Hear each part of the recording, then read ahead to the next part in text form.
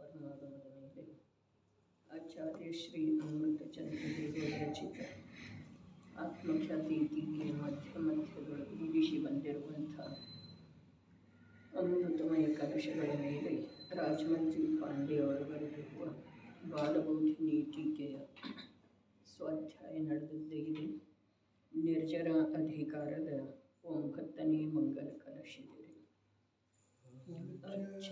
अच्छा स्वयमुच्चरन्ति यदि मां संवेदनव्यक्तयो निष्ठिताखिलभावमण्डलरस प्राग्भारमत्ता इव यस्याभिन्नरस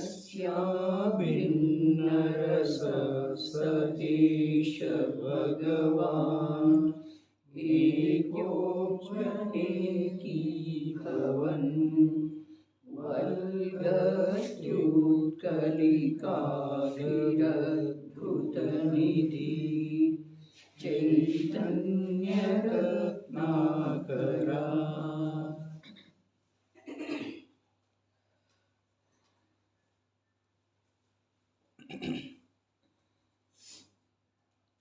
ಮತ್ತೆ ಹೀಗಿದೆ. ಯಸ್ಯ ಇಮಾಃ ಸಂವೇದನ ವ್ಯಕ್ತಯಃ ಸ್ವಯಂ ಉಚ್ಛಲಂತಿ. ಯಾವ ದ್ರವ್ಯದ್ದು ಪ್ರತ್ಯಕ್ಷ ರೂಪದಿಂದ ವಿದ್ಯಮಾನವಿರುವಂಥ ಜ್ಞಾನವಿದೆ, ಅದರ ಮತಿಜ್ಞಾನ, ಶ್ರುತಜ್ಞಾನ, ಅವಧಿಜ್ಞಾನ, ಮನಃಪರ್ಯಯ ಜ್ಞಾನ, ಕೇವಲ ಜ್ಞಾನ ಇತ್ಯಾದಿ ಅನೇಕ ಪರ್ಯಾಯ ರೂಪ ಅಂಶಭೇದಗಳು ಸಹಜವಾಗಿ ಹೀಗೆ ಇರುವಂಥ ದ್ರವ್ಯದ ಕಾರಣದಿಂದ ಅವಶ್ಯವಾಗಿಯೇ ಪ್ರಕಟವಾಗುತ್ತವೆ. ದ್ರವ್ಯದ ಕಾರಣದಿಂದ ಇಂಥ ಪರ್ಯಾಯ ರೂಪದ ಅಂಶಭೇದಗಳ ಸಹಜವಾಗಿ ಮತ್ತು ಅವಶ್ಯವಾಗಿ ಅರ್ಥಾತ್ ನಿಶ್ಚಿತವಾಗಿ ಪ್ರಕಟ ಆಗ್ತವೆ ಅಂತ ಹೇಳಿ ಹೇಳ್ತಾ ಇದ್ದಾರೆ. ಅವುಗಳನ್ನು ಪ್ರಕಟಪಡಿಸಿಕೊಳ್ಳುವ ಸಲುವಾಗಿ ಏನು ಮಾಡೋದು? ಕೇವಲ ಜ್ಞಾನವನ್ನು ಪ್ರಕಟಪಡಿಸಿಕೊಳ್ಳುವ ಸಲುವಾಗಿ ಏನೂ ಮಾಡುವುದಿಲ್ಲ. ಅರೆ, ಅವು ನಿಶ್ಚಿತವಾಗಿ ಅವಶ್ಯವಾಗಿ ಸಹಜವಾಗಿ ಪ್ರಕಟ ಆಗ್ತವೆ, ಇಷ್ಟು ನಂಬೋದಿದೆ. ಯಾವುದರ ಕಾರಣದಿಂದ? ದ್ರವ್ಯದ ಕಾರಣದಿಂದ. ನೋಡ್ರಿ, ದ್ರವ್ಯ ಗುಣ ಪರ್ಯಾಯದ ಮಾತ ಪರಮ ಸ್ವತಂತ್ರ ಇರುವುದನ್ನ ಯಾವಾಗ ಯಾವ ಜೀವ ನಂಬುತ್ತಾನೋ ಆವಾಗ ತನ್ನಲ್ಲೇ ಏನು ಮಾಡೋದು ಇಲ್ಲ, ಉಳಿಲಿಲ್ಲ, ಶೇಷ ಅಂದ ಮೇಲೆ ಪರದಲ್ಲೇ ಏನನ್ನಾದರೂ ಮಾಡುವ ಭಾವ ಅವನಿಗೆ ತಪ್ಪಿ ಕೂಡ ಬರುವುದಿಲ್ಲ.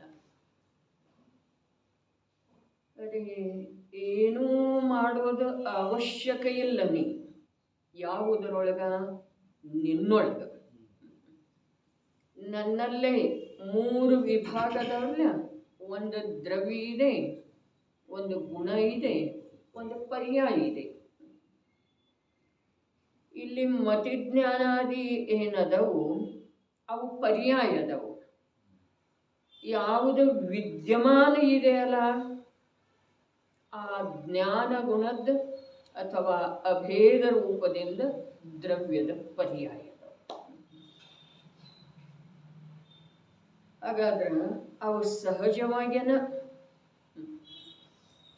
ಅವಶ್ಯವಾಗಿ ಪ್ರಕಟ ಆಗ್ತಾವು ದ್ರವ್ಯದ ಕಾರಣದಿಂದನ. ಪ್ರಭು ಇಷ್ಟು ನಂಬೋದಿದೆ, ತಿಳ್ಕೊಳ್ಳೋದಿದೆ, ತಿಳ್ಕೊಂಡ ಅನುಭೂತಿ ಮಾಡಿ ಅನುಭೂತಿ ಪೂರ್ವಕ ಶ್ರದ್ಧೆ ಮಾಡ್ತು ಅಂತಂದ್ರೆ ನಿಶ್ಚಿತವಾಗಿ ಕೇವಲ ಜ್ಞಾನ ಪ್ರಾಪ್ತ ಆಗ್ತದೆ. ಬೇಕಾಗಿದೆ ಅಂದರೆ ಕೇವಲ ಜ್ಞಾನ, ಅದುವೇ ವಿಚಾರ ಮಾಡಬೇಕಾದಂಥ ವಿಷಯ ಇದೆ.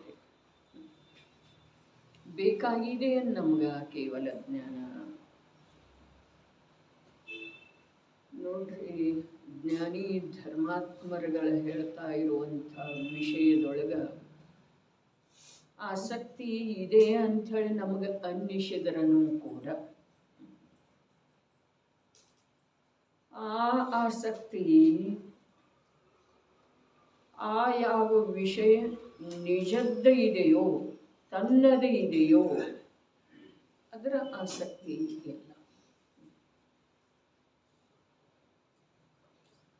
ತಾನಂತಂದ್ರೆ ಬೇರೆ ರೂಪದ್ದನ ಕಲ್ಪನಾ ಆಗಿಬಿಟ್ಟಿದೆಯಲ್ಲ, ಅನಾದಿ ಕಾಲದ ಭ್ರಮೆ. ತಾನ ಅಂತಂದ್ರೆ ಏನ?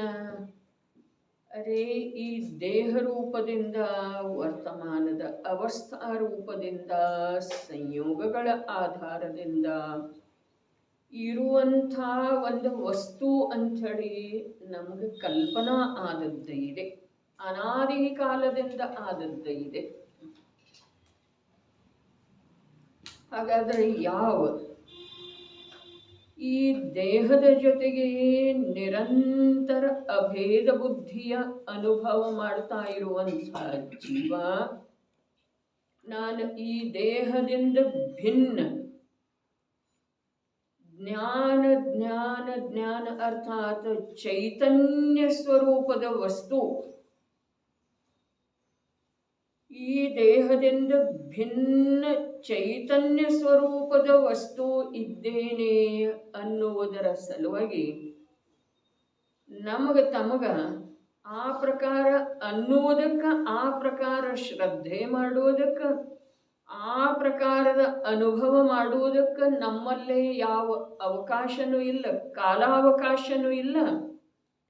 ಮತ್ತು ಪರಭಾವದೊಳಗೆ ಏಕತೆ ಇದೆಯಲ್ಲ, ಅದರ ಮಧ್ಯದೊಳಗ ಈ ಸ್ವಭಾವದ ಮಹಿಮೆ ಬರ್ತಾನೂ ಇಲ್ಲ.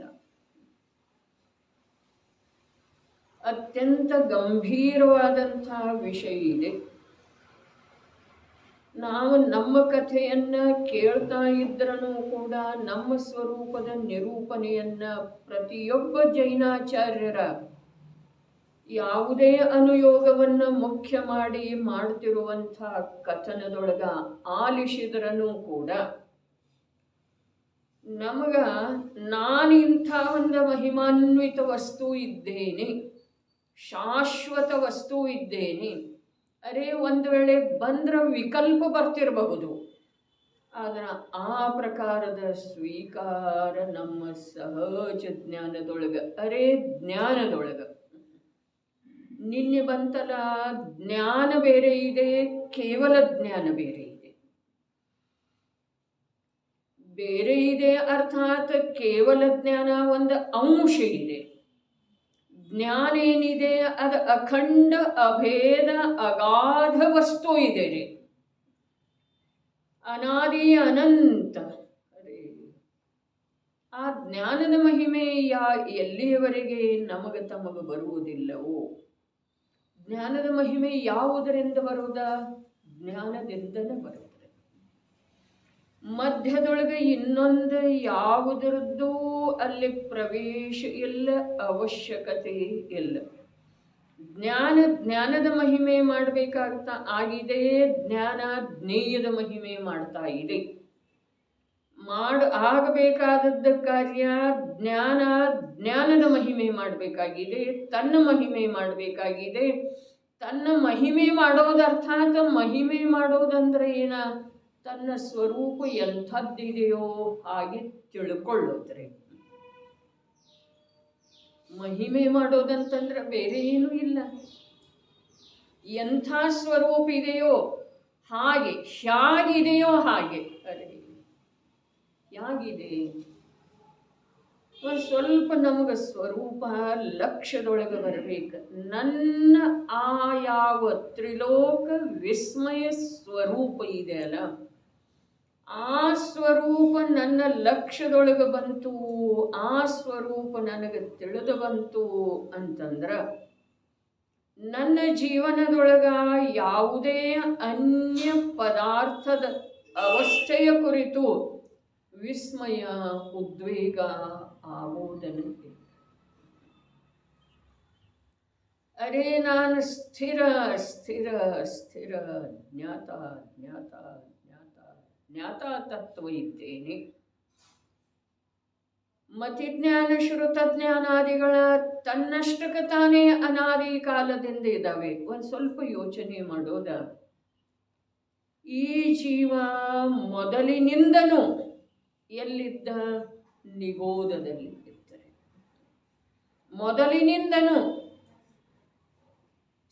ಅರೆ ಇವನ ಅನಾದಿ ವಾಸಸ್ಥಾನ ನಿಗೋಧ ಇದೆ ರೀ. ಆ ನಿಗೋಧದಲ್ಲಿ ಆಗಮಿಕ ಭಾಷೆಯ ಅನುಸಾರ ಮತಿಶ್ರುತ ಜ್ಞಾನ ಮತ್ತು ವಸ್ತು ದೃಷ್ಟಿಯಿಂದ ವಿಚಾರ ಮಾಡಿದ ನಂತರ ಅಥವಾ ತಿಳಿಸಿಕೊಡುವ ವಿಷಯ ಅಕ್ಷರದ ಅನಂತವಾ ಭಾಗ ಜ್ಞಾನದ ಪ್ರಕಟತೆ ಇತ್ತು. ಹಾಗಾದ್ರೆ ಆ ಪ್ರಕಟ ಜ್ಞಾನ ಏನಿದೆ ಅಲ್ಲ, ಆ ಪ್ರಕಟ ಜ್ಞಾನ ಅದಕ್ಕೊಂದು ಹೆಸರಿತ್ತಲ್ಲ, ಅದು ಮತಿಜ್ಞಾನ ಶ್ರುತಜ್ಞಾನ ಇತ್ತು. ಹಾಗಾದ್ರೆ ಆ ಮತಿಜ್ಞಾನ ಶ್ರುತಜ್ಞಾನದ ಸಲುವಾಗಿ ನಿಗೋಧದೊಳಗೆ ಜೀವ ಏನು ಮಾಡಿದ್ದ? ಗಂಭೀರವಾಗಿ ಆಲೋಚನೆ ಮಾಡೋದು ಇದೆ. ಅನಾದಿ ವಾಸಸ್ಥಾನ ನಿಗೋಧವೇ ಇದೆ ಪ್ರತಿಯೊಂದು ಜೀವದ್ದು. ಅದೇ ನಾನೇನಿರಲಿಲ್ಲಪ್ಪ ನಿಗೋಧದಲ್ಲಿ ಅನ್ನುವ ಮಾತೇ ಇಲ್ಲ.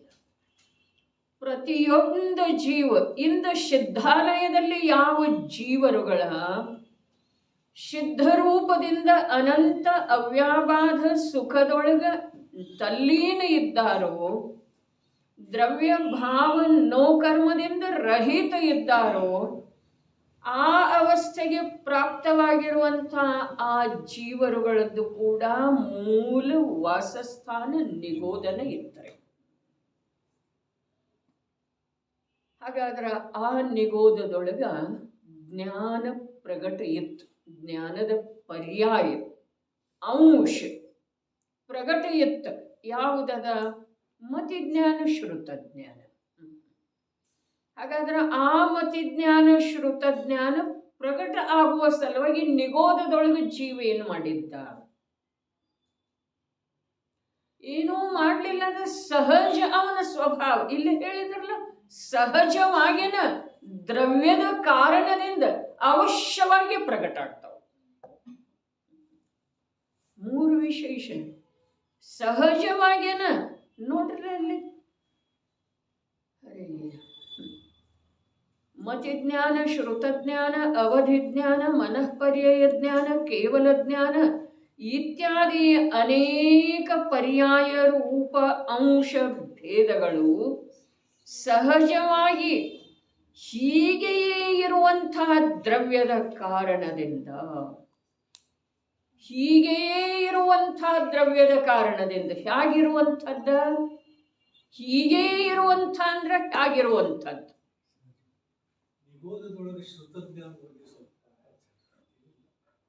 ಮತಿಜ್ಞಾನ ಮತ್ತು ಶ್ರುತಜ್ಞಾನ ನೋಡ್ರಿ,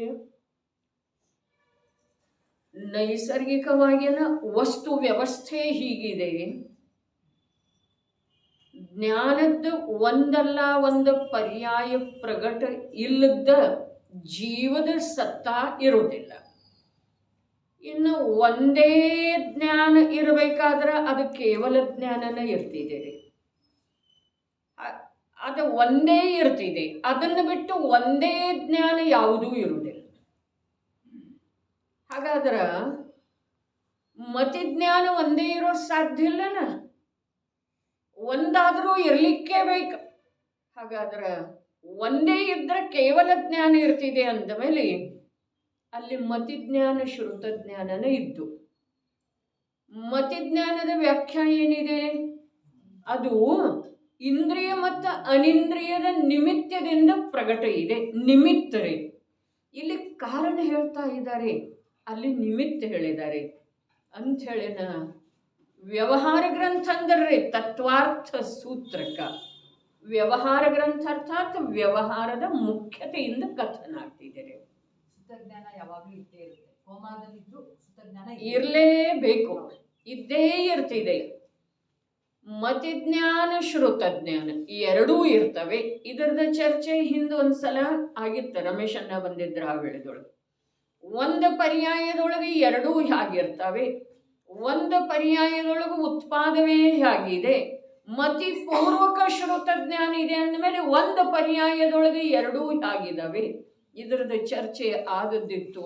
ಅದರ ಸ್ಮರಣೆಗೆ ತಂದುಕೊಳ್ಳೋದು, ಬೇಕಾದ್ರೆ ವಿಚಾರ ಮಾಡೋದು, ಪರಸ್ಪರರಲ್ಲಿ ಚರ್ಚೆ ಮಾಡೋದು. ಏನು ನೆನಪೇ ಆಗ್ತಾ ಇಲ್ಲಲ್ಲ, ಏನು ಬಂದಿತ್ತು ಅಂಥೇಳಿ ಇನ್ನೊಬ್ಬರ ಹತ್ರ ಕೇಳೋದು. ಟೋಡರ ಮಲ್ಲರ ಹೇಳಿದ್ರಲ್ಲ, ಒಮ್ಮೆ ಓದುತ್ತಾನೆ, ಒಮ್ಮೆ ಕೇಳುತ್ತಾನೆ, ಒಮ್ಮೆ ಕೇಳಿದ ವಿಷಯದ ವಿಚಾರ ಮಾಡುತ್ತಾನೆ, ಒಮ್ಮೆ ತನ್ನ ಸಹಪಾಠಿಗಳ ಜೊತೆ ಕೇಳಲಿಕ್ಕೆ ಕೂತಿದ್ರಲ್ಲ ತನ್ನ ಹತ್ರ ಅವ್ರ ಜೊತೆ ಚರ್ಚೆ ಮಾಡ್ತಾನೆ, ಒಮ್ಮೆ ಮತ್ತು ವಿಚಾರ ಮಾಡ್ತಾನೆ, ಮತ್ತು ಹೋಗಿ ತನಗಿಂತ ಜ್ಞಾನಿಗಳ ಹತ್ರ ಚರ್ಚೆ ಮಾಡ್ತಾನೆ. ಹೀಗೆ ಅಖಂಡ ಯಾವನ ಜೀವನದೊಳಗ ತತ್ವದ ಕುರಿತಾಗಿ ಅಭ್ಯಾಸ ನಡೆದಿರ್ತಿದೆಯೋ ಆ ಜೀವಕ್ಕ ಏನು ಹೇಳಿದ್ರು, ಇದೇ ಭವದಲ್ಲಿ, ತಪ್ಪಿದ್ರೆ ಮುಂದಿನ ಭವದಲ್ಲಿ, ಅದು ತಪ್ಪಿದ್ರೆ ಅದಕ್ಕಿಂತ ಮುಂದಿನ ಭವದಲ್ಲಿ ನಿಶ್ಚಿತವಾಗಿ ಸಮ್ಯಕ್ ದರ್ಶನ. ಅದಕ್ಕೆ ಮೊದಲು ವಿಚಾರ ಮಾಡುವಂಥ ಮಾತಿದೆ, ನನಗೆ ಶಾಸ್ತ್ರ ಕೇಳೋದಿದೆಯೋ, ಶಾಸ್ತ್ರದ ಅರ್ಥ ತಿಳ್ಕೊಳ್ಳೋದಿದೆಯೋ, ಅಥವಾ ನನ್ನ ಕಲ್ಯಾಣ ಮಾಡಿಕೊಳ್ಳೋದಿದೆ, ನನ್ನ ಅಕಲ್ಯಾಣ ಆಗ್ತಾ ಇದೆ ಅಂಥೇಳೇನ ಅಕಲ್ಯಾಣದ ಮಾರ್ಗದೊಳಗ ಹತ್ತಿ ನಿಂತಿದ್ದೇವ್ರಿ. ನಾವು ನಿಗೋಧದೊಳಗೆ ಏನಿರ್ತಿದೆ ಅಂಥೇಳಿ ಹೇಳ್ತು, ಒಂದು ಇಂದ್ರಿಯ ಇರ್ತಿದೆ ರೀ, ಹೌದೇನಿಲ್ರಿ? ಒಂದು ಇಂದ್ರಿಯ ಇರ್ತಿದೆ ಅಂದಮೇಲೆ ಆ ಇಂದ್ರಿಯದ ನಿಮಿತ್ತದಿಂದ ಜೀವ ದ್ರವ್ಯ ಇದೆ ಅಂದಮೇಲೆ ಆ ದ್ರವ್ಯದ ಕಾರಣದಿಂದ ಸಹಜವಾಗೇನ ಏನಾಗ್ತಿದೆ, ಇಂಥ ಅವಸ್ಥೆ ಆಗ್ತಿದೆ. ಎಂಥದ್ದ 5 ಪ್ರಕಾರದ್ದು ಹೇಳಿದ್ರಲ್ಲ, ಒಂದು ಯಾವಾಗೂ ಕೆಲವು ಸಿದ್ಧಾಂತಗಳನ್ನು ತಿಳ್ಕೊಂಡು ಇರೋದು. ಒಂದೇ ಇದ್ದರೆ ಕೇವಲ ಜ್ಞಾನ ಒಂದೇ ಇರ್ತಿದೆ, ಮತಿಜ್ಞಾನ ಒಂದೇ ಇರುವುದಿಲ್ಲ, ಶ್ರುತಜ್ಞಾನ ಒಂದೇ ಇರುವುದಿಲ್ಲ, ಅವಧಿ ಅಥವಾ ಮನಃಪರ್ಯಾಯ ಜ್ಞಾನ ಕೂಡ ಒಂದೇ ಇರುವುದಿಲ್ಲ. ಒಂದೇ ಇದ್ದರೆ ಯಾವುದಿರ್ತಿದೆ, ಕೇವಲ ಜ್ಞಾನ ಇರ್ತಿದೆ, ಮಾತಾಡ್ಬೇಕು. ಎರಡಿದ್ರೆ ಯಾವುದಿರ್ತವೆ, ಮತಿ ಮತ್ತು ಶ್ರುತ ಇರ್ತವೆ. 3 ಇದ್ರೆ ಮತಿ ಶ್ರುತ ಅವಧಿ ಇರ್ತವೆ, ಇಲ್ಲ ಮತಿ ಶ್ರುತ ಮನಃಪರ್ಯಾಯ ಇರ್ತವೆ. ಮತಿ ಶ್ರುತ ಅವಧಿ ಇದ್ದ ನಂತರನ ಮನಃಪರ್ಯಾಯ ಇರಬೇಕು, ಹೀಗೆ ನಿಯಮಿಲ್ಲ. ಮತಿ ಶ್ರುತ ಅವಧಿ ಅವು 3 ಇರ್ತವೆ. ಇಲ್ಲ ಅಂತಂದ್ರೆ ಭಾವಲಿಂಗಿ ಸಂತ ಇದ್ದ ಅಂತಂದ್ರೆ ಮತಿ ಶ್ರುತ ಮನಃಪರ್ಯಾಯ ಇರ್ತವೆ. ಇಲ್ಲ ಅಂತಂದ್ರೆ ಮತಿ ಶ್ರುತ ಅವಧಿ ಮನಃಪರ್ಯಾಯ 4 ಇರ್ತಾವ್ರಿ. 5 ಇರುವುದಿಲ್ಲ, ಒಂದೇ ಇರುವುದಿಲ್ಲ. ಜ್ಞಾನದ 5 ಪರ್ಯಾಯ ಇದಾವೆ, ಆದ್ರೆ 5 ಇರುವುದಿಲ್ಲ. ಒಂದೇ ಇದ್ರೆ ಕೇವಲ ಜ್ಞಾನನೇ ಇರ್ತಿದೆ, ಬೇರೆ ಯಾವುದೂ ಏಕಾಕಿ ಇರುವುದಿಲ್ಲ. ಇನ್ನು ಜೀವ ದ್ರವ್ಯದ ಸಹಜ ಇಂಥ ಸ್ವಭಾವ ಇದೆ ರೀ. ಎಂಥದ್ದ, ಒಂದು ಪರ್ಯಾಯ ರೂಪದಿಂದರೆ ಯಾಕಾಗಲ್ತು ಪ್ರಗಟ ಇರುವುದು ಅವಶ್ಯವಾಗಿ ಅಂತ ಹೇಳಿ ಶಬ್ದ ಹೇಳಿದ್ರಲ್ಲ, ಅವಶ್ಯವಾಗಿ ಜೀವ ದ್ರವ್ಯದನೇ ಇಂಥ ಸ್ವಭಾವ ಇದೆ ಅಂದ ಮೇಲೆ ದ್ರವ್ಯ ಎಲ್ಲಿ ಇದೆ ಅಲ್ಲಿ ಅವಶ್ಯವಾಗಿ ಸಹಜವಾಗಿ ಪರ್ಯಾಯ ಇರೋದು. ಮತಿ ಶ್ರುತ ಅವಧಿ ಮನಃಪರ್ಯಾಯ ಕೇವಲ ಯಾವುದು? ಮತಿಜ್ಞಾನದ ವ್ಯಾಖ್ಯಾ ಏನು ಹೇಳಿತು?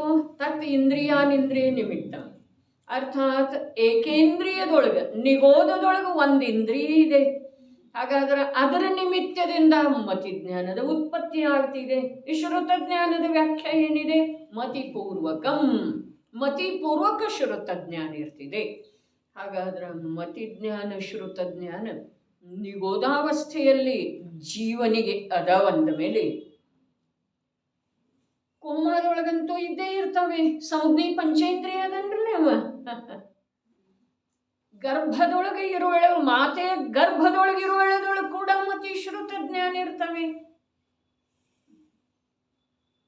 ತೀರ್ಥಂಕರಿಗೆ ಮೂಡಿರ್ತವೆ. ಜನ್ಮತಃ ಅಂದೇವು ನಾವು. ಜನ್ಮ ಅಂದ್ರೆ ಮಾತೆ ಗರ್ಭದಿಂದ ಹೊರಗೆ ಬಂದ ನಂತರದ ಜನ್ಮ ಅಲ್ಲ. ಮಾತೆ ಗರ್ಭದೊಳಗಿನ ಜೀವ ಬಂದಲ್ಲ, ಅವಾಗ ಸಮ್ಯಕ್ತ್ವ ಸಹಿತ ಇರ್ತಾನ ಮತ್ತು 3 ಜ್ಞಾನಧಾರಿ ಇರ್ತಾನ ತೀರ್ಥಂಕರ ಜೀವ. ಹಾಗಾದ್ರೆ ಅದರ ಸಲುವಾಗಿ ಅವ ಅಲ್ಲಿ ಏನು ಮಾಡಿದ್ರಿ? ಅಲ್ಲಿ ನಿಗೋಧದಲ್ಲಿ ಮತ್ತೆ ಶ್ರುತ ಜ್ಞಾನದ ಪ್ರಕಟತೆಯ ಸಲುವಾಗಿ ಏನು ಮಾಡಲಿಲ್ಲ. ತೀರ್ಥಂಕರ ಜೀವ ನರಕದೊಳಗ ಏನಿದೆ ಅದ ಭವಪ್ರತ್ಯಯ ಅವಧಿ ಜ್ಞಾನ ಇದೆಯಲ್ಲ, ನರಕದೊಳಗ ಮತ್ತು ಸ್ವರ್ಗದೊಳಗ ಯಾವ ಪ್ರಯತ್ನ ಮಾಡಬೇಕಾಗಿಲ್ಲ. ಭವಪ್ರತ್ಯಯ ಭವದ ಕಾರಣದಿಂದ ನಾವದವರಿಗೆ ಅದು ಇರ್ತಿದೆ ಅಲ್ಲಿ. ಹಾಗಾದ್ರೆ ನರಕದೊಳಗ ಅವಧಿಜ್ಞಾನದ ಪ್ರಾಪ್ತಿಯ ಸಲುವಾಗಿ ಏನು ಮಾಡಲಿಲ್ಲ. ಒಂದೇ ಒಂದು ಯಕ್ಷ ಪ್ರಶ್ನೆ ನಮ್ಮ ಎದುರಿಗೆ.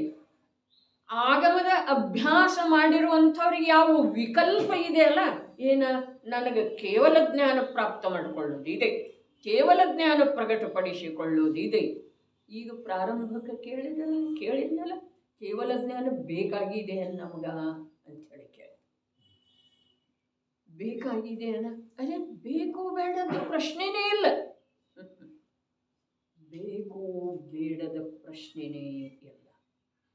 ಆದ್ರೆ ಅದು ಯಾವಾಗ ಪ್ರಕಟ ಆಗ್ತಿದೆಯಲ್ಲ ಆವಾಗ ಬೇಕೆನ್ನುವ ಮನೋಭಾವನೆಯ ಬಲದಿಂದನ ಅದು ಪ್ರಕಟ ಆಗೋದಿದೆ. ಮನೋಭಾವನೆಯ ಬಲದಿಂದನ ಪುಣ್ಯ ಗೊತ್ತಿಲ್ಲದ ಫಲ ಕೊಡ್ತಿದ್ದೀರಿ. ಕನಸು ಮನುಷ್ಯನೊಳಗನು ಇಲ್ಲದನ್ನ ನಮಗೆ ವಿಶ್ವಾಸ ಇಲ್ಲ. ಕಥೆ ಮೇಲೆ ಇದೇನಿಲ್ಲ. ಧನ್ಯಕುಮಾರನ ಅಪೇಕ್ಷೆ ಇತ್ತೇನ ಈ ನೇಗಿಲನ್ನ ಸ್ವಲ್ಪ ಓಡಿಸಿದರೆ ನನಗಿಲ್ಲಿ ಬಂಗಾರದ ನಾಣ್ಯಗಳಿಂದ ತುಂಬಿರುವಂಥ ಕೊಪ್ಪರಿಗೆ ಸಿಗುವುದಿದೆ, ಅದರ ಸಲುವಾಗಿ ಅವನು ಓಡಿಸಿದನ ಇಲ್ಲ. ಪುಣ್ಯ ಜೀವದ ಇಚ್ಛೆ ಇಲ್ಲದಿದ್ರು ಕನಸು ಮನುಷ್ಯನೊಳಗೆ ಇಲ್ದಿದ್ರೂ ಎಂದ ಮಾಡಿದ್ದೇ ಇರ್ತಿದೆ ಅಲ್ಲ ಅದು ಫಲ ಕೊಡ್ತಿದೆ. ಆದರೆ ಜೀವದ ನಿರ್ಮಲ ಅವಸ್ಥಾ ವಿಶೇಷ ಇದೆಯಲ್ಲ ಅದು ಕನಸು ಮನುಷ್ಯನೊಳಗೆ ಇಲ್ಲದ ಪ್ರಕಟ ಆಗೋದಿಲ್ರಿ. ತಿಳಿತೇನ್ರಿ? ಸಾಧಕ ನಿರಪೇಕ್ಷ ಇರಬೇಕು, ಯಾವುದೂ ಅಪೇಕ್ಷೆ ಮಾಡಬಾರ್ದು. ನಿಜವಾದ ಮಾತಿದೆ. ಸಾಧ್ಯವಾದವನ್ನ ಇದಕ್ಕೆ ತಿಳಿಯೋದ್ರಿ ಅಣ್ಣ. ನೋಡ್ರಿ, ಅಪೇಕ್ಷೆಯಂತೂ ಅವನಿಗೆ ಮೋಕ್ಷದ ಪರ್ಯಾಯದ್ದು ಇಲ್ಲ. ಸಾಧಕನಿಗೆ ಸಾಧಕ ಯಾವ ಸಮ್ಯಕ್ತ್ವ ಸಂಪನ್ನದನು, ಯಾವ 1 2 3 ಕಷಾಯ ಚೌಕಡಿಗಳ ಅಭಾವ ಮಾಡಿದನು ಅವ ಸಾಧಕದನ್ರಿ. ಹಾಗಾದ್ರೆ ಆ ಸಾಧಕನಿಗೆ ಯಾವ ಅಪೇಕ್ಷೆ ಇರುವುದಿಲ್ಲ. ಅರ್ಥಾತ್ ಇದರದ ಅರ್ಥ ಏನ? ಅರೆ ಅವನಿಗೆ ಮೋಕ್ಷ ಪರ್ಯಾಯದ್ದನ ಅಪೇಕ್ಷೆ ಇಲ್ಲ ಅಂದಮೇಲೆ ಧರ್ಮ ಪ್ರಚಾರದ್ದಾಗಲಿ ಸಂಘ ವಿಸ್ತಾರದ್ದಾಗಲಿ ಮಂದಿರ ನಿರ್ಮಾಣದ್ದಾಗಲಿ ಸಮಾಜದೊಳಗಿನ ಭೇದವನ್ನು ಅಳಿಸುವುದಾಗಲಿ ಸ್ವರ್ಗಕ್ಕೆ ಹೋಗೋದಾಗಲಿ ತೀರ್ಥಂಕರ ನಾಮಕರ್ಮದ ಬಂಧದ್ದಾಗಲಿ ಯಾವ ಅಪೇಕ್ಷೆನೂ ಇಲ್ಲ ಅನ್ನೋದು ಸಿದ್ಧ ಆಯಿತು. ಯಾವುದರಿಂದ? ಅವನಿಗೆ ಮೋಕ್ಷ ಪರ್ಯಾಯದನ ಅಪೇಕ್ಷೆ ಇಲ್ಲ. ಮೋಕ್ಷ ಪರ್ಯಾಯದ ಅಪೇಕ್ಷೆ ಇಲ್ಲ ಅನ್ನೋದು ಒಂದು ವಿಭಾಗದೊಳಗೆ 100ಕ್ಕೆ 100ರಷ್ಟು ಸತ್ಯ ಇದ್ರೂ ಕೂಡ ಅವನು ಪ್ರತಿ ಸಮಯದ ಉದ್ಯಮ ಮೋಕ್ಷ ಪ್ರಾಪ್ತಿಯ ಸಲುವಾಗಿಯೇ ಇದೆ. ಭವದ ವೃದ್ಧಿಯ ಸಲುವಾಗಿ, ಬಂಧದ ಸಲುವಾಗಿ ಯಾವುದೋ ಅವನ ಪ್ರಯತ್ನ ಅಥವಾ ಉದ್ಯಮನೇ ಇಲ್ಲ. ಅದು ಸಹಜವಾಗಿ ಇಲ್ಲ ಅಂಥೇಳಿ ಹೇಳೋದನ್ನು ಒಂದು ಮಾತು ಇದೆ. ಇಲ್ಲ, ಅದು ಪ್ರಯತ್ನ ಪೂರ್ವಕವಾಗಿ ಇಲ್ಲ ಅಂಥೇಳಿ ಹೇಳೋದು ಕೂಡ ಜಿನವಾಣಿದ್ದನ ಮಾತು ಇದೆ. ಅದಕ್ಕೆ ನಾವು ಅಪೇಕ್ಷೆಯನ್ನು ಗರ್ಭಿತ ರೂಪದಿಂದ ತಿಳ್ಕೊಳ್ಬೇಕಾಗ್ತಿದೆ. ತಿಳಿತೇನೆ ಅಂದ್ರೆ ತಿಳಿದು ಬರಬೇಕಾಗ್ತಿದೆ.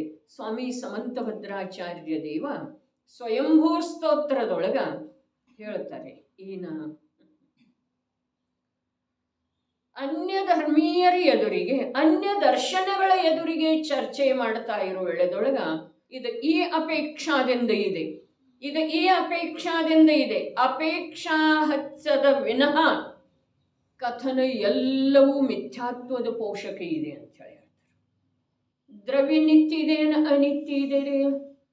ಇಲ್ಲಿ ಸಾಗರದ ಉಪಮೆ ಕೊಟ್ರೆ ದ್ರವ್ಯಾರ್ಥಿಕ ನಯದಿಂದ ಏಕವಿದೆ. ಚೇತನ ದ್ರವ್ಯ ಏಕಿದೆ ಅನೇಕಿದೆ.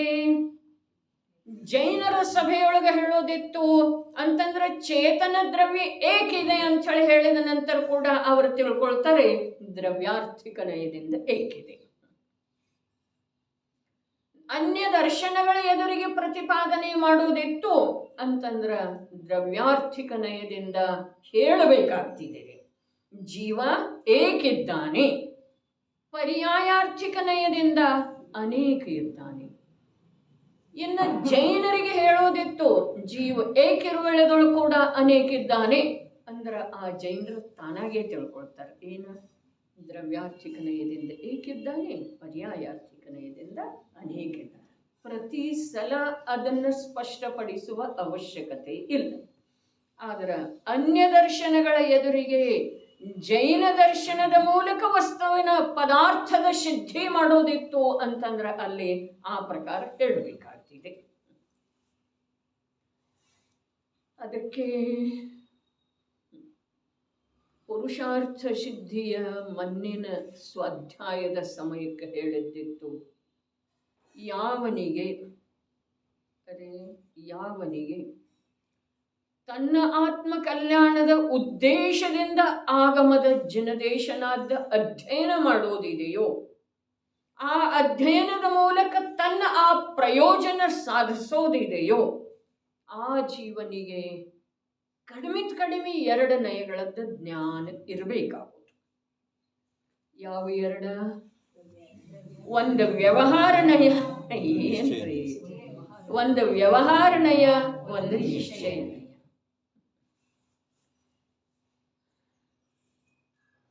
ಯಾಕೆ ಅಂತಂದ್ರ ವ್ಯವಹಾರ ನಯ ಕೂಡ ವಸ್ತುವಿನ ಸಿದ್ಧಿಯದೇ ಪೋಷಕ ಇದೆ, ನಿಶ್ಚಯ ನಯ ಕೂಡ ಪದಾರ್ಥದ ನಿರ್ಣಯದ್ದೇ ಪೋಷಕ ಇದೆ. ಆದ್ರೆ ಇದೆಲ್ಲ ಇರೋಕ್ಕಿಂತ ಮುಂಚೆ ಅಪ್ಪಾಜಿ ಹೇಳಿದ ಮಾತು ಎಷ್ಟು ಸತ್ಯ ಅಂಥೇಳಿ ಈ ಕ್ಷಣಕ್ಕೆ ನಮ್ಮ ಅಂತರಂಗ ಒಪ್ಪುತ್ತಿದೆ. ಜಿನಾಗಮದೊಳಗ ಪ್ರತಿಯೊಂದು ಉಪದೇಶ ಜ್ಞಾನಿಯ ಸಲುವಾಗಿನ ಇರ್ತಿದೆ ಅಂಥೇಳಿ ಏನು ಹೇಳಿದ್ರು ಅದ ಇಲ್ಲಿ ನಯದ ಮೂಲಕ ತಿಳ್ಕೊಂಡ್ರ ನಯ ಸಮ್ಯಕ್ ಜ್ಞಾನದ ಭೇದದವು. ಹಾಗಾದ್ರೆ ಪ್ರಮಾಣ ಜ್ಞಾನದ ಮೂಲಕ ಯಾವನಿಗೆ ವಸ್ತುವಿನ ಅನುಭೂತಿ ಪೂರ್ವಕ ವಿಶ್ವದ ಪದಾರ್ಥಗಳ ನಿರ್ಣಯ ಆಗಿ ಹೋಗಿದೆಯೋ ಅವನಿಗೇನೆ ವ್ಯವಹಾರಣೆಯ ನಿಶ್ಚಯನಯ ಇರ್ತಿದೆ. ಹಾಗಾದ್ರೆ ಸಮಗ್ರ ಜಿನವಾಣಿ ಯಾರಿಗೆ ಬಂತರೆ? ಸಮ್ಯಕ್ ಜ್ಞಾನಿಗಳದ್ದೇ ವಿಷಯ. ಅಪೇಕ್ಷಾಕೃತ ವಿಧಾನ ನೈಜ ವಿಭಾಗ ವಿಧಾನ ಎರಡು ಒಂದೇ ರೀ. ನಯ ವಿಭಾಗ ಅಂದ್ರನ ಅಪೇಕ್ಷಾ ಕಥನ್ ರೀ. ಬೇರೆ ದಾರ್ಶನಿಕರು ಸುಧಾ ಅಪೇಕ್ಷಾ ಕಥನ್ ಮಾಡಿ ಮಾಡ್ತಾರೆ ನೋಡ್ರಿ, ಬೇರೆ ದಾರ್ಶನಿಕರ ಅಪೇಕ್ಷಾ ಕಥನ್ ಹ್ಯಾಗ ಮಾಡ್ತಾರೋ ಅನ್ನೋದು ವಿಚಾರ ಮಾಡಿ ಬರ್ರಿ ಅಥವಾ ಆಧಾರ ತಗೊಂಡು ಬರ್ರಿ. ಹ್ಯಾಗ ಮಾಡ್ತಾರೋ, ಎಲ್ಲಿ ಮಾಡಿದಾರೋ, ಯಾವ ರೀತಿಯಿಂದ ಮಾಡಿದಾರೋ ಅನ್ನೋದು ವಿಚಾರ ಮಾಡಿ ಅಥವಾ ಎಲ್ಲಿ ಓದಿದ್ದೀರಾ ಅದನ್ನು ತಗೊಂಡು ಬರ್ರಿ. ಅಪೇಕ್ಷಾ ಕಥನ ಅಥವಾ ಅಪೇಕ್ಷೆಯನ್ನ ಮುಖ್ಯವಾಗಿಟ್ಕೊಂಡು ಕಥನ ಮಾಡೋದು ಒಂದು ಜೈನ ದರ್ಶನವನ್ನು ಹೊರತುಪಡಿಸಿ ಅನ್ಯ ದರ್ಶನದೊಳಗ ಸಂಭವನೆ ಇಲ್ರಿ. ಶಾದ್ವಾದ ಏನಿದೆ ಇದು ಜಿನೇಂದ್ರರ ಶಾಸನದೊಳಗನ ಇದೆ. ಅನ್ಯ ಎಲ್ಲೂ ಅದು ಅನ್ಯ ದರ್ಶನದೊಳಗೆ ಇಲ್ಲ ಮತ್ತು ಇಲ್ಲ. ಯಾಕೆ ಅಂತಂದ್ರ ಶಾದ್ವಾದದ ಅವಶ್ಯಕತೆ ಅನೇಕಾಂತಮಯ ವಸ್ತುವಿಗನ ಇದೆ. ಅನ್ಯ ದರ್ಶನಗಳು ಏಕಾಂತ ರೂಪದಿಂದ ವಸ್ತುವನ್ನ ತಿಳಿತಾರೆ, ಸ್ವೀಕಾರ ಮಾಡ್ತಾರೆ, ಪ್ರತಿಪಾದನೆ ಮಾಡ್ತಾರೆ. ಹೀಗಾಗಿ ಅನೇಕಾಂತಮಯ ವಸ್ತು ಎಲ್ಲಿ ಇದೆಯೋ ಅಲ್ಲೇ ಶಾದ್ವಾದದ ಕಥನದ ಅವಶ್ಯಕತೆ ಇದೆ. ಶಾದ್ವಾದ ವಿದ್ಯೆ ಯಾವನಿಗೆ ಬರುವುದಿಲ್ಲವೋ ಅಥವಾ ತಿಳಿಯುವುದಿಲ್ಲವೋ ಅವನಿಗೆ ಆಗಮದ ಅಭ್ಯಾಸ ಪ್ರಯೋಜನಕಾರಿ ಆಗುವುದಿಲ್ಲ. ಪ್ರಯೋಜನ ಏನ? ಪ್ರಯೋಜನ ಭೇದ ವಿಜ್ಞಾನದ್ದಿದೆ. ಅನಾದಿ ಕಾಲದಿಂದ ಅಭೇದ ಬುದ್ಧಿ, ಭ್ರಾಂತ ಬುದ್ಧಿ, ಅಜ್ಞಾನಜನ್ಯ ಪ್ರವೃತ್ತಿ ಏನು ನಡೆದದ್ದೇ ಇದೆ, ಅದನ್ನು ಬಿಟ್ಟು ಕೊಡುವ ಸಲುವಾಗಿ ವಸ್ತುವಿನ ಮಧ್ಯದೊಳಗ ಯಾವ ಭೇದ ಇದೆಯೋ ಅದನ್ನು ತಿಳ್ಕೊಳ್ಳೋದು ಅತ್ಯಂತ ಅವಶ್ಯಕ ಇದೆ. ಭೇದದ ಜ್ಞಾನ ಎಲ್ಲಿಯವರೆಗೆ ಇಲ್ಲ ಅಲ್ಲಿಯವರೆಗೆ ವಸ್ತುವಿನ ಕುರಿತಾಗಿ ಯಾವುದೇ ಪ್ರಕಾರದ ಕಥನ ಏನು ಇದೆ ಆ ಕಥನ ಕೇವಲ ಮನೋರಂಜನೆ ಅಥವಾ ಕಾಲಹರಣದ ಇದೆ. ನಡೀರಿ, ಇಲ್ಲೇನು ವಿಷಯ ನಡೆದದ್ದು ಇತ್ತು? ಮತೇಶ್ರುತ ಅವಧಿ ಮನಃಪರ್ಯಯ ಕೇವಲ ಜ್ಞಾನ ಇತ್ಯಾದಿ ಅನೇಕ ಪರ್ಯಾಯ ರೂಪ ಅಂಶ ಭೇದಗಳು. ಎಲ್ಲಿ ಅಂಶ ಇದನೋ ಅಲ್ಲೇ ಅಂಶ ಇರೋರಿ. ಅಂಶ ಭೇದಗಳು ಸಹಜವಾಗಿಯೇ ಹೀಗೇ ಇರುವಂಥ ದ್ರವ್ಯ. ಏನು ಅದ್ಭುತ ರೀ! ಏನು ಶಬ್ದದೊಳಗೆ ಭಾವಭಾಸನ ಆಗ್ತಿದೆ, ಆ ಭಾಸಿತ ಆಗ್ತಾ ಇರುವಂಥ ಭಾವಕ್ಕ ಪುನಃ ಶಬ್ದ ಎಲ್ಲಿಂದ ತರೋದ್ರಿ? ಯಾವುದ ಆಂತರ್ಯದೊಳಗೆ ಭಾವ ಭಾಸಿತ ಆಗ್ತಾ ಇದೆಯಲ್ಲ, ಆ ಭಾವಕ್ಕ ಭಾಷಿತ ಆಗ್ತಾ ಇರುವಂಥ ಭಾವಕ್ಕ ತಿಳಿದು ಬರ್ತಾ ಇರುವಂಥ ಭಾವಕ್ಕ ಪುನಃ ಶಬ್ದಗಳನ್ನು ತರುವುದು ಬಹಳ ಕಠಿಣಲ್ಲ, ಅಸಾಧ್ಯ ಇದೆ. ಸಹಜವಾಗಿ ಹೀಗೇ ಇರುವಂತಹ ದ್ರವ್ಯದ ಕಾರಣದಿಂದ ಸಹಜ ಇಷ್ಟು ತಿಳ್ಕೊಳ್ಳೋದಿದೆ ರೀ ನಾವು. ಸಹಜವಾಗಿ ದ್ರವ್ಯದ ಸ್ವರೂಪ ಹೀಗೇ ಇದೆ. ಹೇಗೆ? ಮತಿಜ್ಞಾನಾದಿ ಅಂಶ ರೂಪದಿಂದ ಪ್ರಕಟ ಅವಶ್ಯವಾಗಿ ಇರೋದು. ತಿಳಿತಾ ಇದ್ದೀರಿ? ಸಹಜವಾಗಿ ದ್ರವ್ಯದ ಸ್ವರೂಪ ಹೀಗೆ ಇದೆ. ಹೇಗಿದೆ? ಒಂದಲ್ಲ ಒಂದು ಅಂಶ ರೂಪದಿಂದ ಅವಶ್ಯವಾಗಿ ಪ್ರಕಟನೆ ಇರೋದು. ಅರೆ, ಇಷ್ಟು ತಿಳಿದ ನಂತರ, ಇದರದ ನಿರ್ಣಯ ಆದ ನಂತರ ಯಾವ ಭವ್ಯ ಜೀವನಿಗೆ, ಭಾಗ್ಯಶಾಲಿ ಜೀವನಿಗೆ ಇದರ ನಿರ್ಣಯ ಆಗ್ತಿದೆಯೋ ಆ ಜೀವದ ಮತಿಶ್ರುತ ಜ್ಞಾನಗಳ ಸಮ್ಯಕ್ ಆಗುವುದರ ಸಲುವಾಗಿ ಕಾಲಾವಕಾಶ ಬೇಕಿಲ್ಲ. ಒಂದು ಮಾತು. ಎರಡನೇದ, ಅವನಿಗೆ ಕೇವಲ ಜ್ಞಾನದ ಪ್ರಾಪ್ತಿಯಾಗುವ ಸಲುವಾಗಿ ಅನ್ಯ ಯಾವ ವಿಕಲ್ಪನೂ ಅವಶ್ಯಕಿಲ್ಲ, ಯಾವ ಉದ್ಯಮನೂ ಅವಶ್ಯಕಿಲ್ಲ. ಅದೇ ಬಹಳ ದೃಢವಾಗಿ ಅನ್ನಿಸ್ತಾ ಇದೆ. ಪಂಚ ಮಹಾವ್ರತದ ವಿಕಲ್ಪ ಏನಿದೆ, ಸಮ್ಯಕ್ ದರ್ಶನ, ಸಮ್ಯಕ್ ಜ್ಞಾನ, 2 ಅಥವಾ 3 ಕಷಾಯ ಚೌಕಡಿಯ ಅಭಾವಾಗಿ ಹೋಗಿರುವಂತಹ ಸಮ್ಯಕ್ ಚಾರಿತ್ರ, ಅಂತರಂಗದೊಳಗೆ ಇಷ್ಟೆಲ್ಲ ಶುದ್ಧಿಯ ಭೂಮಿಕೆ ಇದ್ದ ನಂತರ ಕೂಡ 28 ಮೂಲ ಗುಣಗಳಿಗೆ ಸಂಬಂಧಿಸಿದ ಯಾವ ಶುಭರಾಗ ಇದೆಯಲ್ಲ, ಅದು ಕಷಾಯದ ಅಗ್ನಿಕಣ ಇದೆ ಅಂತ ಹೇಳಿ ಪ್ರವಚನ ಸಾರದ 6ನೇ ಗಾಥೆಯೊಳಗೆ ಹೇಳಿದ್ದಾರೆ.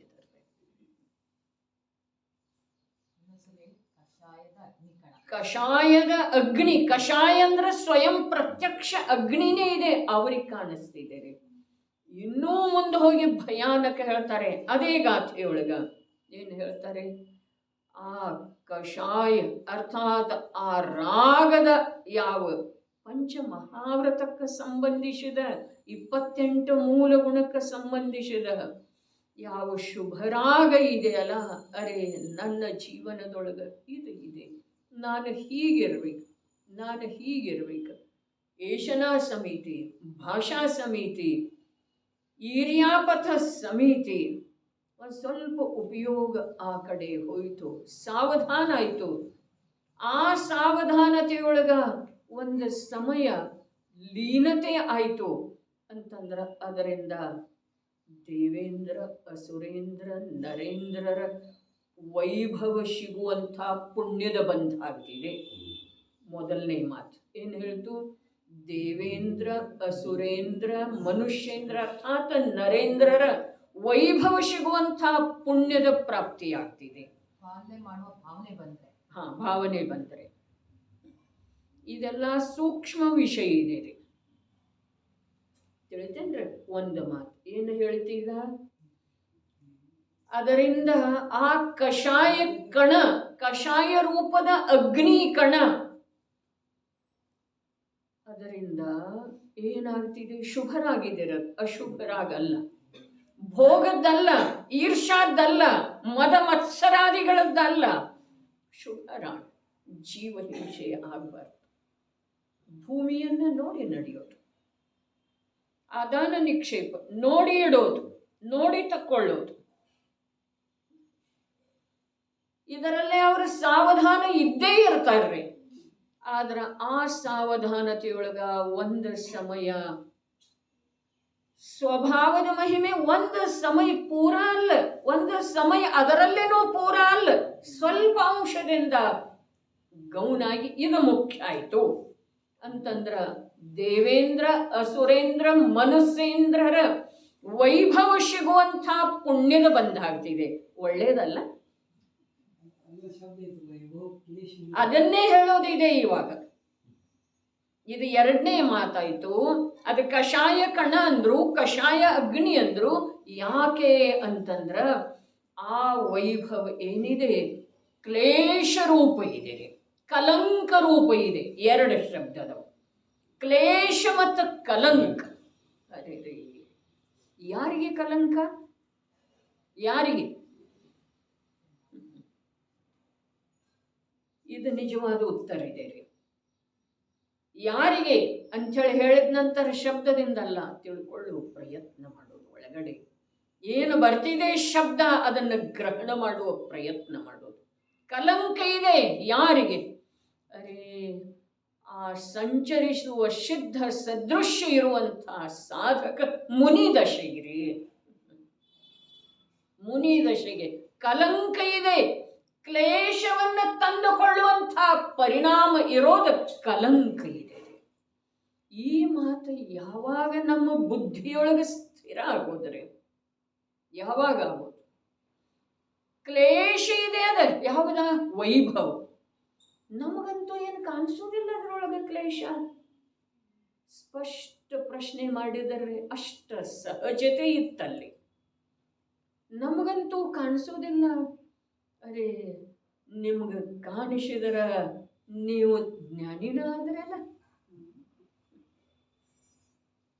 ನಮ್ಗೆ ಕಾಣಿಸುವುದಿಲ್ಲ ಅಂತ ಹೇಳಿನ ಆ ಭ್ರಾಂತಿಯೊಳಗನ ದೇವ್ರಿಗೆ ಅದು ಬೇಕನ್ನಿಸ್ತಿದೆ, ಅದು ಬೇಕನ್ನಿಸ್ತಿದೆ. ಆದ್ರೆ ಅದ ಕ್ಲೇಶ ಇದೆ, ಸುಡ್ತಿದೆ. ಅದೇ ಕೊಂದು ಆಚಾರ್ಯ ದೇವ ಪಂಚಾಸ್ತಿಕಾಯ ಸಂಗ್ರಹದೊಳಗೆ ಏನು ಹೇಳಿದ್ರು? ಚಂದನದ ಅಗ್ನಿ, ದೇವಲೋಕದ ವೈಭವ ಅಂದ್ರ ಚಂದನದ ಅಗ್ನಿ ಸುಡ್ತಿದೆ ಅಂತ ತಂಪಿರ್ತಿದೆ ಪಾದ. ಅರೆ ಚಂದನದ ಚಂದನದ್ರೆ ವಿಚಾರ ಮಾಡಿ ಹೇಳ್ರಿ ಒಂದಿಷ್ಟ.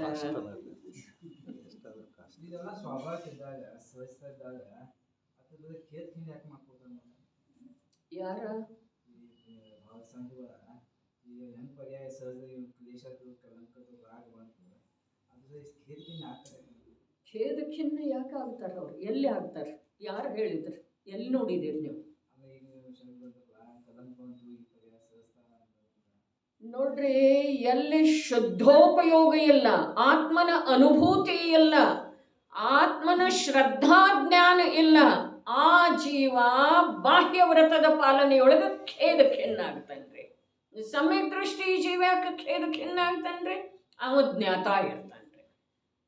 ನಕುಲ ಸಹದೇವರಿಗೆ ವಿಕಲ್ಪ ಬಂತ, ಹೌದೇನಿಲ್ರಿ?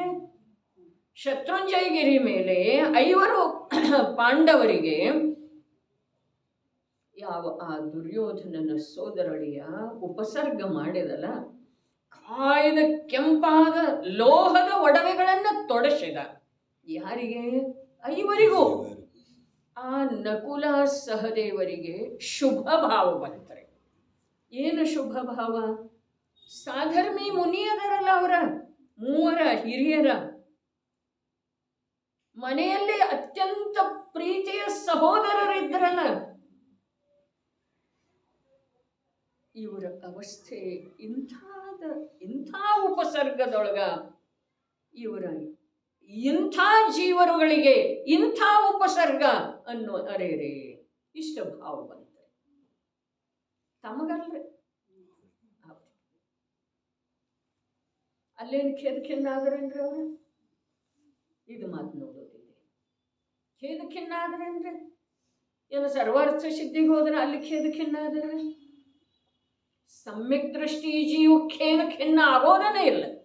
ಅವ ಪರ್ಯಾಯದ ಜ್ಞಾತ ಇರ್ತಾನೋ, ಪರ್ಯಾಯದ ಕರ್ತ ಇರುವುದಿಲ್ಲ. ಇನ್ನು ಮಿಥ್ಯಾದೃಷ್ಟಿ ಜೀವ ಅಂತರಂಗದೊಳಗ ಆತ್ಮನ ಅತೀಂದ್ರಿಯ ಜ್ಞಾನ ಮತ್ತು ಆನಂದದ ಅನುಭೂತಿಯಿಂದ ಬಾಹಿರ ಇರುವಂಥ ಜೀವ ಆಗಮದಲ್ಲಿ ಹೇಳಿದ ಪ್ರಕಾರ ಪಂಚಮಹಾವ್ರತದ 28 ಮೂಲ ಗುಣದ ನಿರತಿಚಾರ ಪಾಲನೆ ಮಾಡುವ ಸಲುವಾಗಿ ಖೇದಖಿನ್ನ ಅಂತ.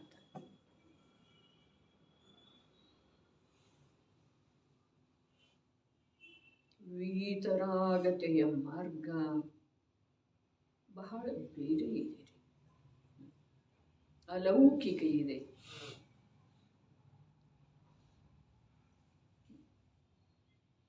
ಅರೆ ಇನ್ನೂ ನಮಗೆ ಪ್ರಾಪ್ತ ಆಗದಿದ್ರೆ ಇರಲಿ ಪ್ರಭು,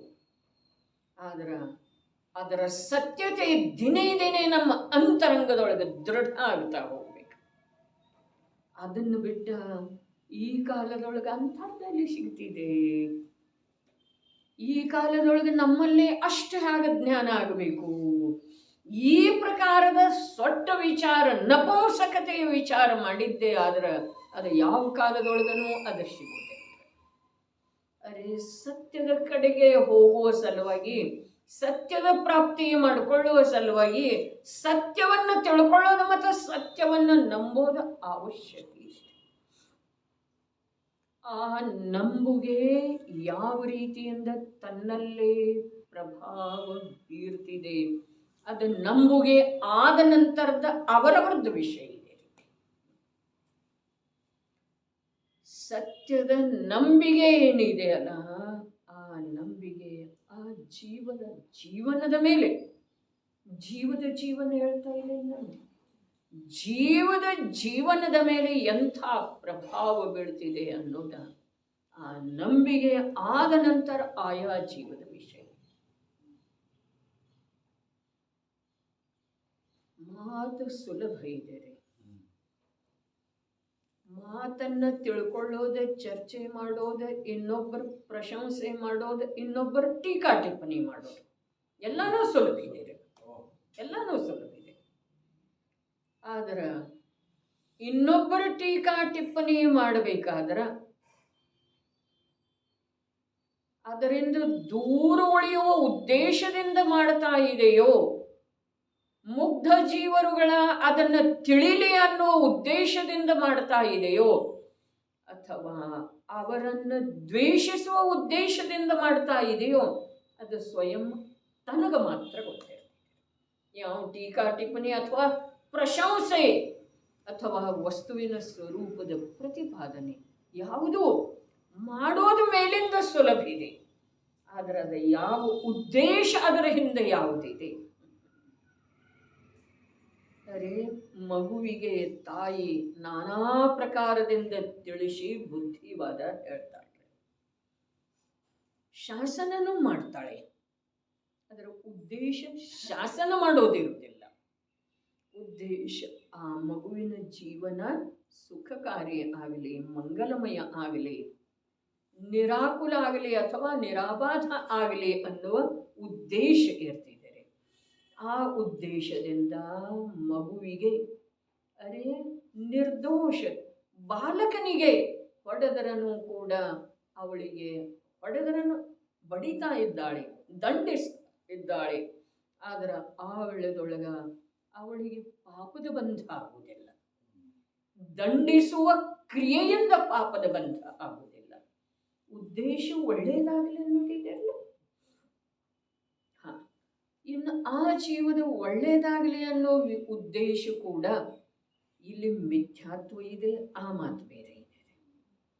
ಅಲ್ಲಿ ಕ್ರಿಯಾ ಮತ್ತು ಅಭಿಪ್ರಾಯ ಇಷ್ಟು ಎರಡರ ಮಧ್ಯದಲ್ಲಿರುವಂಥ ಭೇದ ಹೇಳ್ತಾರೆ. ಹಾಗಾದ್ರೆ ನೋಡ್ರಿ, ಈಗನ ಕಾಲದೋಷದಿಂದನೇ ಧರ್ಮದೊಳಗೆ ಹೀಗೆಲ್ಲ ವಿಪರೀತತೆ ಕಂಡು ಬಂದಿದೆ ಅನ್ನುವ ಕಥನ ಯಾವುದೋ ಒಂದು ಪಕ್ಷದಿಂದ ಇರಬಹುದು. ಆದ್ರೆ ಯಾವ ಕಾಲಕ್ಕನೂ ದೋಷ ನಡೆಯೋದನರೇ, ದೋಷ ಇರೋದನ, ಮತ್ತು ಆ ದೋಷದ ಚರ್ಚೆ ಕೂಡ ಜ್ಞಾನಿಗಳ ಮೂಲಕನೇ ಆಗೋದ್ರಿ. ಯಾರ ದೋಷದೊಳಗೆ ಗುಣ ಮನ್ನಿಸ್ತಾ ಇದ್ದಾರೋ ಅವ್ರ ದೋಷದ ಚರ್ಚೆ ಯಾದಕ್ಕೆ ಮಾಡ್ತಾರೆ?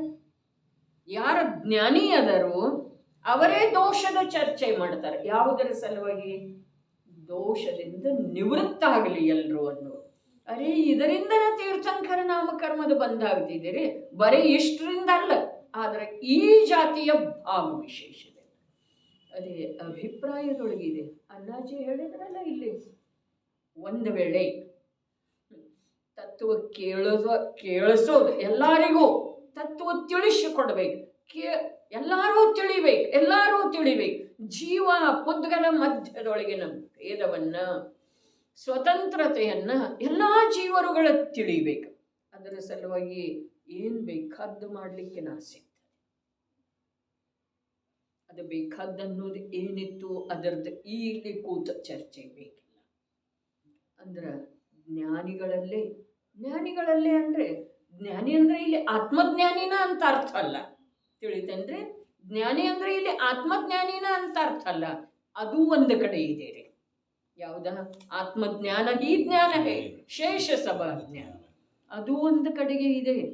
ಇನ್ನು ಜ್ಞಾನ 4ನೇ ಗುಣಸ್ಥಾನದಲ್ಲಿ ಆತ್ಮನ ಅನುಭೂತಿಯ ಆಗಿರುವಂಥ ಆತ್ಮಜ್ಞಾನವೇ ಜ್ಞಾನ ಇದೆ ಅಂದ ನಂತರ 12ನೇ ಗುಣಸ್ಥಾನದವರೆಗೆ ಅಜ್ಞಾನಿ ಅದನ್ನ ಜೀವ, ಅದು ಒಂದು ಕಥನ ಇದೆ ರೀ.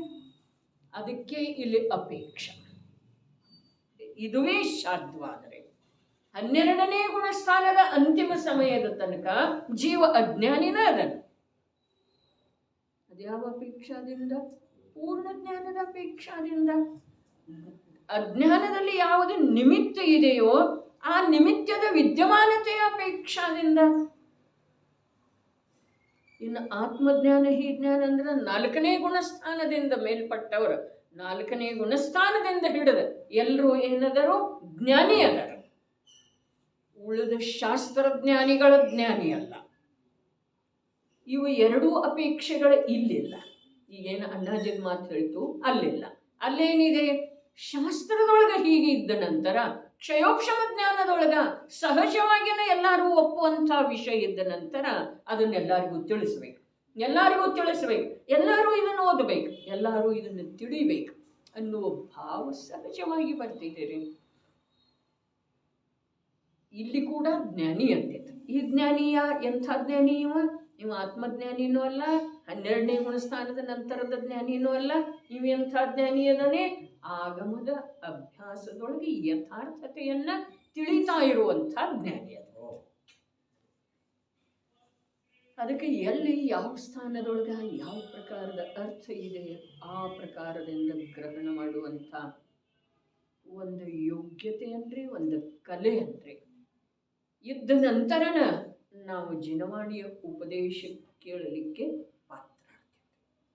ಯಾಕೆ ಅಂತಂದ್ರೆ ವಕ್ತಾರ ಒಂದೊಂದು ಅಭಿಪ್ರಾಯ, ಒಂದೊಂದು ಸಲ ಒಂದೊಂದು ಮಾತಿನ ಪೋಷಣೆಯ ಸಲುವಾಗಿ ಯಾವುದೋ ಒಂದು ವಿರುದ್ಧ ಮಾತನ್ನ ಆಡಿದ ಹಾಗೆ ಕಾಣಿಸ್ತಿದೆ. ಆದರೆ ಅದು ವಾಸ್ತವದಲ್ಲಿ ಆ ಅಭಿಪ್ರಾಯದ ಪೋಷಕ ಇರ್ತಿದೆ. ಅದರ ಸಲುವಾಗಿ ನಯದ ಮಾತೇನು ಹೇಳಿತು? ವಕ್ತಾರನ ಅಭಿಪ್ರಾಯ ಏನಿದೆ ಅದು ನಯ ಇದೆ. ನಯ ಯಾವುದ? ವಕ್ತಾರನ ಅಭಿಪ್ರಾಯ. ವಕ್ತಾ ಯಾರ? ಯಾವ ಪ್ರಮಾಣ ಜ್ಞಾನದ ಮೂಲಕ ಪದಾರ್ಥಗಳ ಸ್ವರೂಪವನ್ನು ತಿಳಿದಿದ್ದಾನೋ ಅವನೇ ವಕ್ತಾರ. ಪ್ರಮಾಣ ಜ್ಞಾನದ ಮೂಲಕ ಹೇಳ್ತಾರೆ, ಶಾಸ್ತ್ರ ಜ್ಞಾನದ ಮೂಲಕ ಅಲ್ಲ, ಪ್ರಮಾಣ ಜ್ಞಾನದ ಮೂಲಕ. ವಕ್ತಾನ ವ್ಯಾಖ್ಯಾ ಗುಣಭದ್ರಾಚಾರ್ಯ ಆತ್ಮಾನುಶಾಸನದಲ್ಲಿ ಏನು ಹೇಳಿದರು? ಪ್ರಾಜ್ಞ. ಮೊದಲನೇ ಶಬ್ದ ಏನಿದೆ? ಪ್ರಾಜ್ಞ. ಸಮಸ್ತ ಶಾಸ್ತ್ರ ಹೃದಯ. ಪ್ರವ್ಯಕ್ತ ಲೋಕಸ್ಥಿತಿ.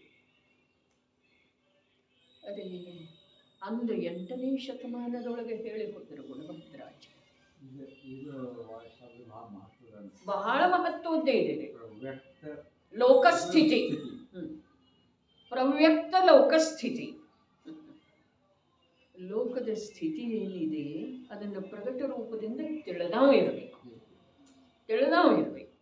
ಪರೀಕ್ಷೆ ಅವನೇ ವಕ್ತಾದನ್ರಿ.